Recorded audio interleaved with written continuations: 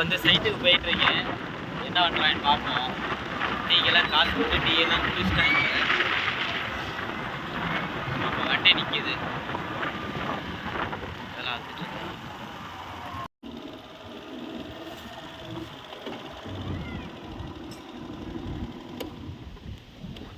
இப்போ தான் வேலையே பார்க்குறாங்க போல் தெரிஞ்சு. சொல்லுங்கள் சொல்லுங்கள் என்னென்ன நம்பர் எங்கள் பேக்கில் போட்டிங்க. சம்பவம் நல்ல சம்பவம் ஆகி போச்சு. என்னென்னா வேலை பேச போயிட்டு வந்தேன். வர்றப்போ டயரு போயிடுச்சு.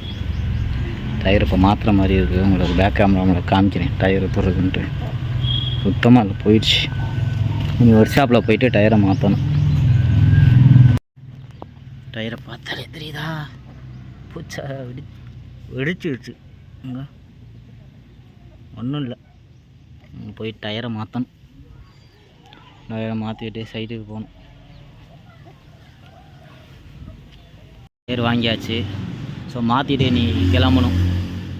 எவ்வளோ நேரம் ஆக போகுதுன்னு தெரில. நம்ம வந்து டயரை மாற்றிட்டு சூரக்குடி கிளம்பியாச்சு.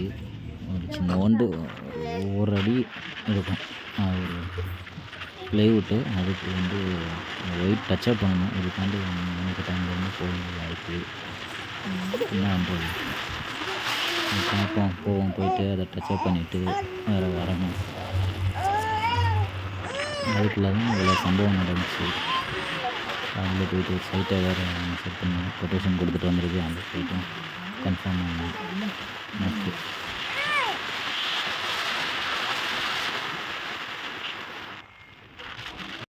காரைக்குள்ள ஒர்க்கு முடிச்சாச்சு. சும்மா ஒரு அரை மணி நேரம் ஒர்க்கு தான்.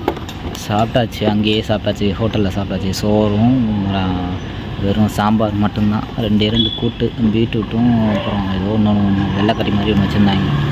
அதை சாப்பிட்டேன். சாப்பிட்டு முடிச்சாச்சு. மதியம் இப்போ மணி சரியாக எத்தனை மணினா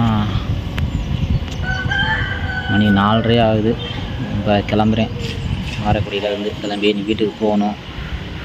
காலையிலேருந்து ஒரே டென்ஷன் தான். என்ன பண்ணுறதுன்னு தெரியலை. பார்ப்போம். லாக் கண்டினியூ பண்ணணும் தொடர்ந்து. அப்படி தான் நினைக்கிறேன் நானும். என்ன நடக்குதுன்னு தெரில.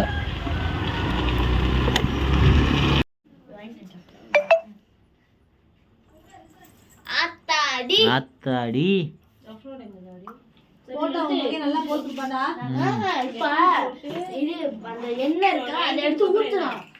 ஐயோ ஆத்தாடி மாமா சொல்றேன்.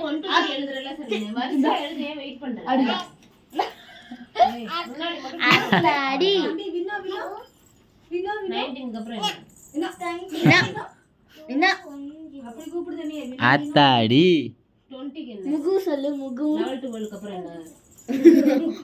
ஸோ இன்னைக்கு ஓரளவு மோசமாக தான் போணுச்சுது. பார்ப்போம் நாளைக்காச்சும் எப்படி போகுதுன்னு. ஸோ உங்களுக்கு இன்றைக்கி லைஃப் எப்படி போணுச்சுன்னு கமெண்ட் செக்ஷனில் கமெண்ட் பண்ணுங்கள். ஸோ நெக்ஸ்ட் லாகில் பார்ப்போம். பாய்.